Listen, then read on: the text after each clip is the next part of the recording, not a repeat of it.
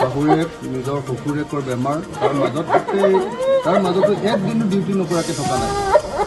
আমাৰ বহুত পৰিস্থিতি বেয়া, গতিকে মই সকলোৰে কাৰণে এইটো কৰিছোঁ। এইটো মোৰ এককালীন। এতিয়া মই পাৰিলে মই ইয়াত আকৌ এবাৰ সাংবাদিকসকলক নিজে ঘৰবিলাক চাই অকণমান আৰু বেছি সহায় কৰিবলৈ চেষ্টা কৰিম। বহুত সাদৰে গ্ৰহণ কৰিছোঁ। এটা কথা ক'বই লাগিব, শিৱসাগৰ সমষ্টিৰ যিজন বিধায়ক আজি আচলতে কেৱল মাত্ৰ বৰ্ণাঢ্যৰ কাৰণে নহয়, যিসকল সংবাদকৰ্মীয়ে নিজৰ ঘৰ এবুকুলৈকে পানী, কিন্তু এই ক্ষেত্ৰত মই এটা কথা ক'ব বিচাৰিছোঁ, কিন্তু বৰ্তমানলৈকে যেনে তেনে মই সাৱধানে আছোঁ। মোৰ ঘৰখন বুঢ়া নাই বা মোৰ লগত হয়তো আৰু 4জনৰ বুঢ়া নাই, কিন্তু আমাৰ অধিক সংখ্যাৰে ঘৰ বুলিছে।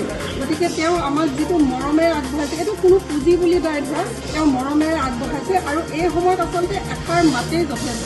কিন্তু এতিয়া যিটো তেওঁ পুঁজি আমালৈ আগবঢ়াইছে 10,000 টকা, এয়া আচলতে এক আশীৰ্বাদ স্বৰূপ। প্ৰতি ঘৰ মানুহতে পানী সোমাই যিটো এক অৱস্থা হৈছে, আচলতে হয়তো বৰ্ণনাৰ অতীত। আৰু আমি অতি দুখেৰে জনাওঁ যে মানে হাত জোৰ কৰি জনাইছোঁ এগৰাকী সংবাদকৰ্মী হিচাপে, শিৱসাগৰৰ প্ৰতিজন সংবাদকৰ্মী হৈ প্ৰত্যেকজন বৰ্ণাঢ্যৰ ওচৰত আমি ক্ষমা প্ৰাৰ্থনা জনাইছোঁ, যিহেতু